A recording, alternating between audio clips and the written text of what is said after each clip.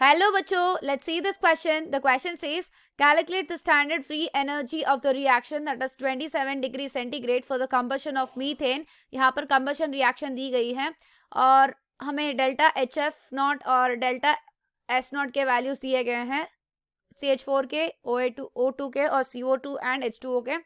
तो हमें कैलकुलेट करनी होगी डेल्टा G. तो चलिए, हमारी पास रिएक्शन फॉर्मूला है that is delta G not is equal to delta H not minus T delta S not. तो हमें यहाँ पर डेल्टा H नॉट और डेल्टा S नॉट कैलकुलेट करनी पड़ेगी. That is entropy change and enthalpy change. Enthalpy change delta H not और entropy change delta S not. तो इन दोनों को कैलकुलेट करने के बाद हम इस फॉर्मूले में अप्लाई कर देते हैं.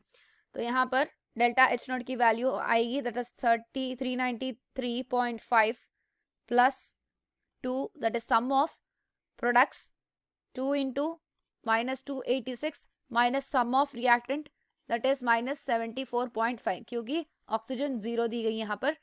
तो इसे कैलकुलेट करें तो हमें वैल्यू निकल आएगी 891 किलो जूल पर मोल.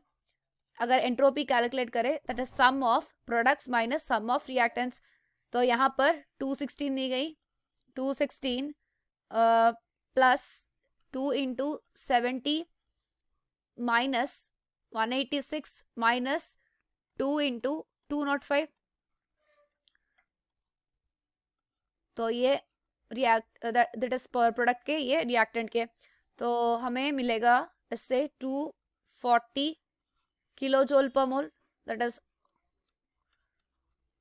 तो यहाँ पर delta G not minus delta H minus T delta S में अगर ये सब्सटीट्यूट करें ये वैल्यूज को, डेल्टा H नॉट कितनी मिली माइनस 891 माइनस टेम्परेचर कितनी दी गई 27 which is almost equal to 300 kelvin और डेल्टा S नॉट की वैल्यू किलो जूल्स है. तो इसको जूल्स में कन्वर्ट कर लेते, तो इसको 10 पावर माइनस 3 के साथ मल्टीप्लाई कर लेते हैं इंटू 10 पावर माइनस 3.